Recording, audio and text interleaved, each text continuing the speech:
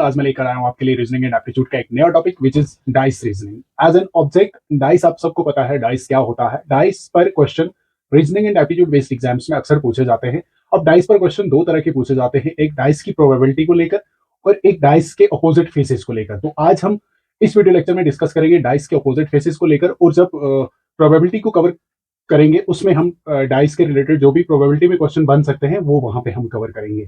फिलहाल ये जो वीडियो लेक्चर रहेगा ये रहेगा सिर्फ डाइस की अपोजिट फेसेस को लेकर। इसमें बहुत तरह के क्वेश्चंस, बहुत सारे केसेस होते हैं। आज हम सभी केसेस को एक एक करके डिस्कस करेंगे, साथ में एक एक एमसीक्यू करके, ताकि हमें कॉन्सेप्ट का पूरी तरीके से अंडरस्टैंडिंग हो सके। तो चलिए स्टार्ट करते हैं।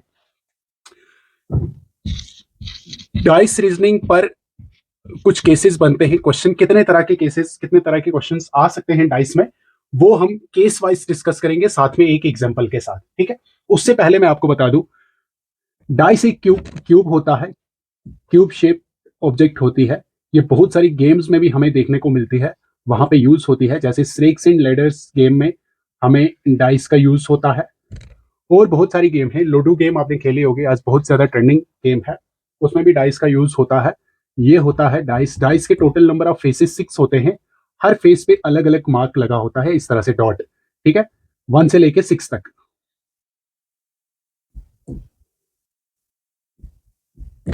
5। ठीक है, और बाकी जो फ्रंट के फेसेस, 3 फेसेस हमें विजिबल है और 3 फेसेस हमें हिडन है। 3 फेसेस जो है, जो हिडन फेसेस होते हैं उनके, और जो विजिबल फेसेस होते हैं, इनके कुल मिला के 6 फेस बनते हैं। 6 फेसेस। ये थोड़ा सा बेसिक है क्यूब के बारे में, सॉरी डाइस के बारे में। 6 फेस, एक फेस के ऊपर आपको 1 डॉट मिलेगा, दूसरे फेस के ऊपर 2 डॉट, तीसरे फेस के ऊपर 3 डॉट, चौथे के ऊपर 4, 5 और 6। इस तरह से आपको 6 फेसेस पर इस तरह से डॉट देखने को मिलेंगे। ठीक है, 4 3 4 5 1 2 3 4 5 6। अगर मैं ये नहीं भी बनाता तो इस तरह की ऑलरेडी आपको बेसिक नॉलेज होती ही है। डाइस, जो लोग reasoning and aptitude based exams की प्रिपरेशन कर रहे होते हैं, उनको इतनी बहुत नॉलेज तो होती ही होती है। ठीक है, इन केस अगर किसी को नहीं थी नॉलेज तो वो मैंने बता दिया डाइस क्या चीज होती है। तो डाइस पर क्वेश्चन अपोजिट फेसेस को लेकर कैसे पूछे जाते हैं। एक तरह का क्वेश्चन आपको ऐसे मिलेगा, केस 1, हम उसमें केस 1 में डिस्कस करेंगे। One face is given, when one face is given. ठीक है, when one face is given. तो केस 1 में क्या क्वेश्चन हो सकता है? केस 1 में क्या क्या कंडीशन बन सकती है? When only one face is given. ऐसा क्वेश्चन हो सकता है जब आपको किसी भी डाइस का सिर्फ एक फेस गिवन होगा। सॉरी, वन पोजीशन यहां पे मार्क कर लेना, one position is given, not one face, one position. ये वन फेस नहीं है, वन पोजीशन है। वन पोजीशन का मतलब है, देखो एक डाइस है, उसकी एक ही पोजीशन है। एक ही पोजीशन में आपको विजिबल जो है वो 3 फेसेस है, 3 वाला, 1 वाला और 5 वाला। और हिडन क्या है? 4 वाला, 6 वाला एंड साथ में 2 वाला। ठीक है, ये एक ही पोजीशन आपको किसी एक डाइस की दी है। यहां पे डायरेक्ट क्वेश्चन पूछ रहा है, what is the opposite of 3। ये जो 3 है इसका अपोजिट क्या होगा? इसका अपोजिट डाइस के अंदर, इस डाइस के अंदर क्या हो सकता है? ठीक है, तो इसका अपोजिट निकालने के लिए आपको सिर्फ कुछ भी नहीं करना। याद रहे, जब आपको एक ही पोजीशन किसी डाइस की दी होगी और आपको किसी भी नंबर का अपोजिट पूछ रहा होगा, तो आपने क्या कर देना है, वो जो जिस नंबर का अपोजिट पूछ रहा होगा, आपने उसको कुछ ऐसा सम करना है जो जो फेसेस में हो। ऐसा कुछ सम करना है ताकि उन दोनों का जो सम हो, ऐसा कुछ ऐड करना है जो, ताकि उन दोनों का जो सम हो वो 7 बन जाए। देखो कैसे, अपोजिट ऑफ 3, अपोजिट ऑफ 3, हमें इसका 3 का बताना है ना अपोजिट, तो इसका अपोजिट होगा 4, क्योंकि 3, बिकॉज 3 + 4 हमें पता है ये 7 के बराबर होता है। I hope this is clear to all of you. सिर्फ सम 7 बनाना है तो आपको अपना अपोजिट पता चल जाएगा। क्लियर? अब सिमिलरली अगर हमें एक और अपोजिट पूछ रहा होता, अपोजिट ऑफ 3 का बता दिया हमने, 5 का, तो 5 का अपोजिट हम क्या लिखते? अगर हमें क्वेश्चन होता 5 का अपोजिट बताओ, तो 5 का अपोजिट हम क्या लिखते? 5 का अपोजिट हम लिखते ऑब्वियसली 2, क्योंकि 5 + 2 हमें पता है वो सम किसके बराबर आता है, 5 + 2 = 7। I hope this is clear to all of you. Question सिर्फ इतना होगा, what is the opposite of 3। यहाँ पे आपने समझ जाना है कि डाइस की एक ही पोजीशन है, तो हमने जो पहला केस पढ़ा था वही फार्मूला है, वही रूल यहाँ पे अप्लाई होगा। आपको क्या कर देना है, जिस नंबर का भी अपोजिट पूछ रहा होगा आपने उसको किसी ऐसे नंबर के साथ ऐड करना है ताकि आपको जो सम होगा वो 7 बन जाएगा। तो उस तरह से अलग अलग अपोजिट, अलग अलग फेसेस के अलग अलग अपोजिट बनते हैं। 3 का 4 बनेगा, 5 का 2 बनेगा। सिमिलरली अगर 1 का पूछ रहा होगा, इस 1 का, तो हम बोलेंगे इसका अपोजिट क्या होगा, 6 होगा। I hope this is clear to all of you कि केस 1 का क्वेश्चन ऐसा हो सकता है। ठीक है, अब हम केस सेकंड को डिस्कस करेंगे।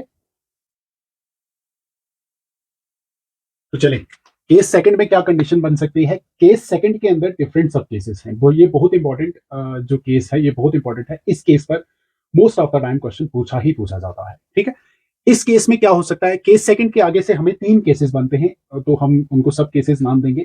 वो एक एक करके एक एक पर एक एक क्वेश्चन जब मैं कराऊंगा तो आपको पूरी तरह से ये कॉन्सेप्ट पूरी तरह से अंडरस्टैंड हो जाएगा। तो इसमें क्या केस बन सकता है, when two positions are given with one common face.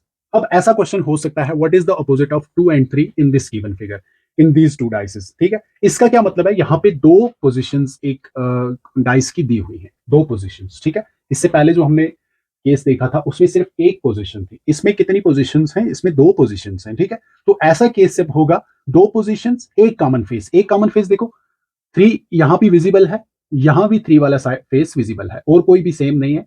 ठीक है, सिर्फ एक कॉमन साइड। तो ऐसा केस भी कभी कभी क्वेश्चन हो सकता है जब आपको 2 पोजीशंस के साथ एक फेस कॉमन होगा। तो ऐसे केस में आपने अपोजिट्स कैसे ढूंढने हैं, करना कुछ भी नहीं, सिंपल जो कॉमन फेस है उसको एंटी क्लॉकवाइज मार्क कर लो। यहां से स्टार्ट करो 3 से, बट एंटी क्लॉकवाइज। आगे कौन सा फेस है, 2 4, ये होगी फर्स्ट पोजीशन। दूसरी पोजीशन में यहां से एंटी क्लॉकवाइज चलो, 3 से स्टार्ट करो, फिर उसके बाद 6, उसके बाद 5। ठीक है, अब जो नंबर 4 के नीचे आया वो इसका अपोजिट, जो नंबर 2 के नीचे आया वो इसका अपोजिट। अब 3 के नीचे 3 आया, कौन सा नंबर छूट रहा है, देखो 2 भी है, 3 भी है, 4 भी है, 5 भी है, 6 भी है, एक नंबर यहां पे नहीं है, वो क्या है हमारा 1। वो क्या है हमारा 1। ठीक है, तो हम कह सकते हैं 3 और 1 आपस में अपोजिट। अब आपको ऐसे केस में अपोजिट जब बताना होगा, हमें 2 और 3 का बताना था, तो हम बोल सकते हैं अपोजिट ऑफ 2 क्या होगा, अपोजिट ऑफ 2, अपोजिट ऑफ 2 क्या होगा 6। अपोजिट ऑफ दूसरा क्या बताना था 3, 3 का अपोजिट क्या होगा 1 होगा। अब यहां पे आपको सम 7 नहीं करना, ये बात याद रखना। वो सम 7 किस में करना पड़ता है, जब आपको एक पोजीशन दी होगी, डाइस की सिर्फ एक पोजीशन दी होगी, वहां पे आप सम 7 कर सकते हो। ठीक है, उन दोनों को दो फेसेस को ऐड करके सम 7 बना के आप अपना अपोजिट पता कर सकते हो। ये फर्स्ट सिर्फ उस केस में है जब आपको पोजीशन एक दी होगी। यहाँ पे पोजीशंस कितनी हैं, 2 पोजीशंस हैं, तो यहाँ पे अपोजिट निकालने के लिए आपको ये सब रूल्स फॉलो करने हैं। ठीक है, I hope this is clear to all of you. Next पर चलते हैं, नेक्स्ट में क्या होगा, ऑब्वियसली 2 पोजीशंस होंगी। अब इससे पहले अभी अभी क्या था, एक कॉमन फेस था। अब अगर ऐसा केस भी हो जाए कि 2 कॉमन फेस हो जाए, तब आप क्या करोगे वो मैं सिखाता हूं अभी।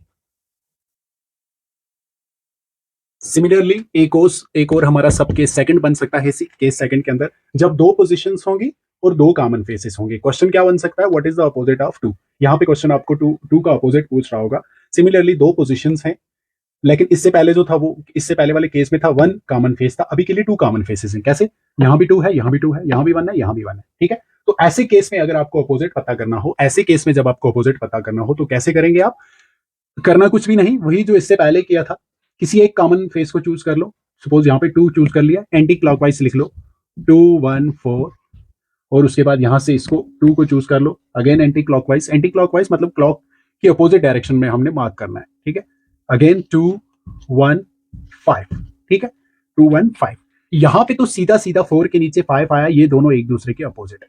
ठीक है, अगर हमें क्वेश्चन पूछ रहा होता what is the opposite of 4, तो हम डायरेक्टली लिख लेते 5, या पूछ रहा होता what is the opposite of 5, तो हम डायरेक्टली लिखते 4। ठीक है, ये तो खत्म हो जाता। ठीक है, बट यहाँ पे अपोजिट ऑफ 2 पूछ रहा है, तो देखो 1 के नीचे क्या आया 1, 2 के नीचे क्या आया 2।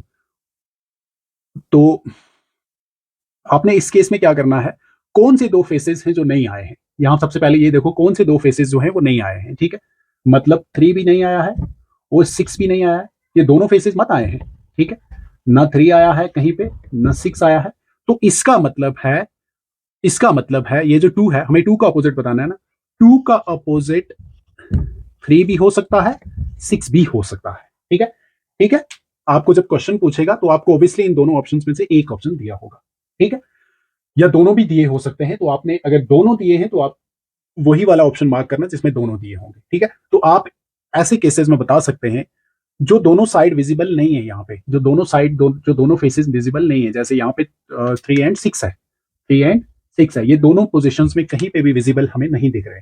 इसका मतलब है 2 के अपोजिट ये दोनों हो सकते हैं। अब आपसे क्वेश्चन अगर 1 पूछ रहा होता, अगर ये पूछ रहा होता कि 1 का अपोजिट बताओ, तो आप उस केस में भी बोलते 1 का अपोजिट भी या 3 भी हो सकता है और 6 भी हो सकता है। अब वाइसी वर्सा कैसे?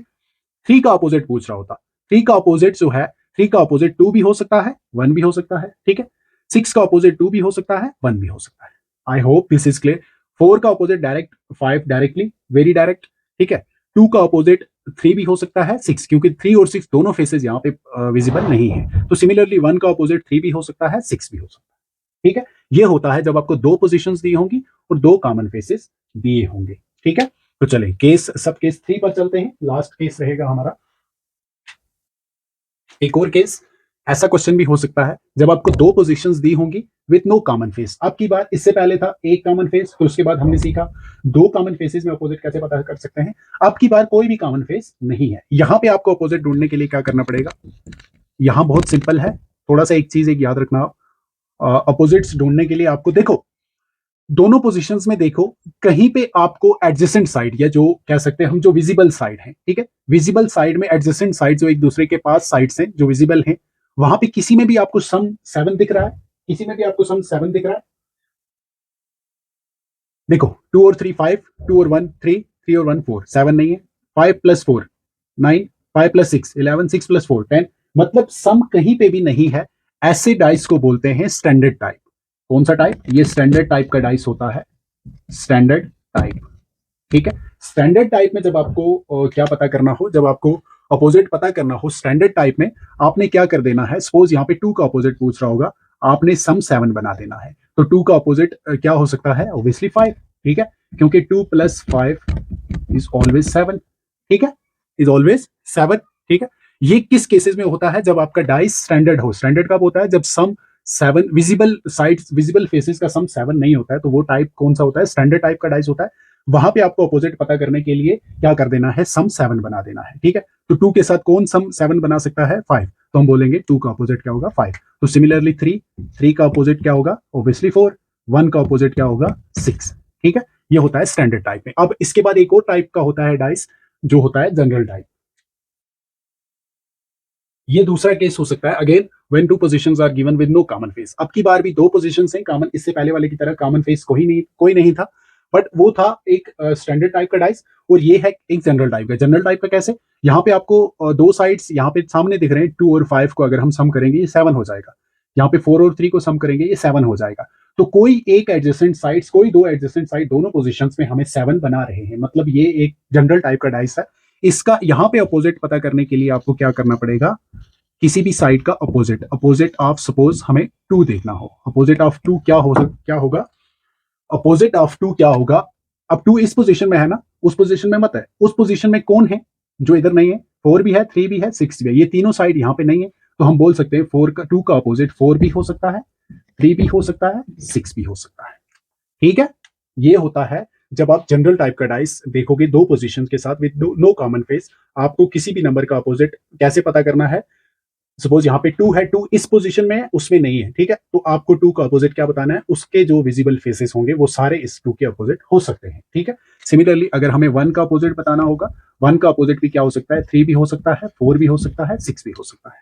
ठीक है, अब आपको ये जब चीजें बेसिक कॉन्सेप्ट, बेसिक रूलिंग्स इसकी याद रहेंगी, तो आप किसी भी तरह का क्वेश्चन आराम से डाइस के अपोजिट फेसेस को लेकर कर सकते हैं। तो ये अभी खत्म नहीं हुआ हमारा अपोजिट फेसेस की डाइस रीजनिंग। इसके बाद हमें दो केसेस और हैं, वो मैं नेक्स्ट वीडियो में पार्ट सेकंड में दिखाऊंगा।